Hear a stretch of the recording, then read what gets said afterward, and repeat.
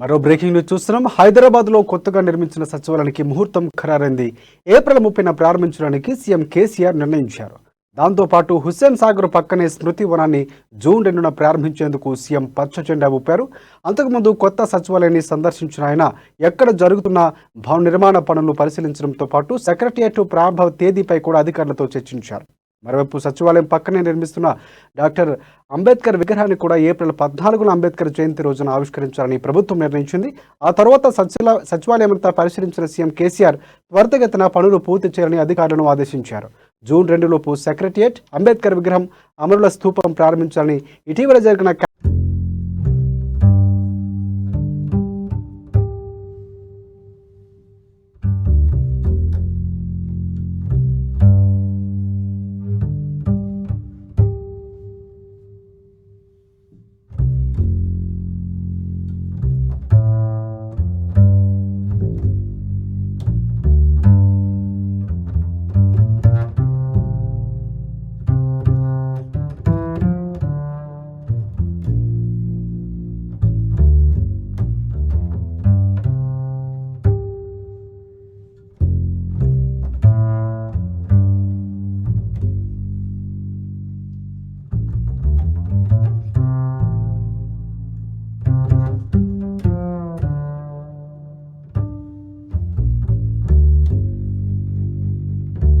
ముప్పైన ప్రారంభించాలని సీఎం కేసీఆర్ నిర్ణయించారు. దాంతోపాటు హుస్సేన్ సాగర్ పక్కనే స్మృతి వనాన్ని జూన్ 2న ప్రారంభించేందుకు సీఎం పచ్చజెండా ఊపారు.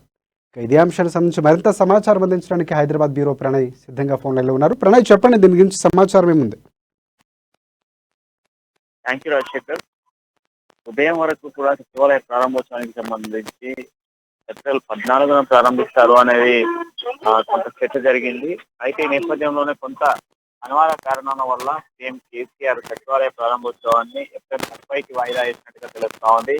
ఉదయం 10 గంటలకు కేసీఆర్ అక్కడ సచివాలయానికి సంబంధించి అక్కడికి వెళ్ళి పర్యవేక్షించడం జరిగింది. పర్యవేక్షించిన అనంతరం కూడా కొంత సంచలన నిర్ణయం అయితే తీసుకున్నట్టుగా తెలుస్తుంది. అయితే ప్రధానంగా సచివాలయ ప్రారంభోత్సవానికి సంబంధించి కొన్ని ఏర్పాట్లు కొంత ఆలస్యం అయ్యేటువంటి ఛాన్సెస్ ఉన్నాయి అనేది కొన్ని వర్గాలు చెప్తా ఉన్నాయి. అయితే ఈ నేపథ్యంలోనే ఈ ఏప్రిల్ 30న నూతన సచివాలయానికి సంబంధించినటువంటి ఏర్పాట్లు, ప్రారంభోత్సవాలు కూడా ఉంటాయని తెలుస్తా ఉంది. అయితే అదే రోజున అంబేద్కర్ కి సంబంధించిన విగ్రహ ఆవిష్కరణ కూడా అదే రోజు ఉంటుంది అనేది కూడా తెలుస్తా ఉంది.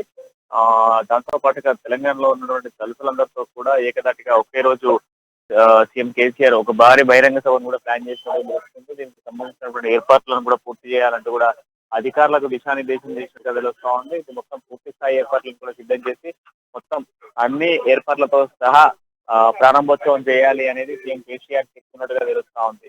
Rajasekhar, right, thanks for updates Pranay. మిగిలి ఉన్నాయి. ఈ నేపథ్యంలో వాటన్ని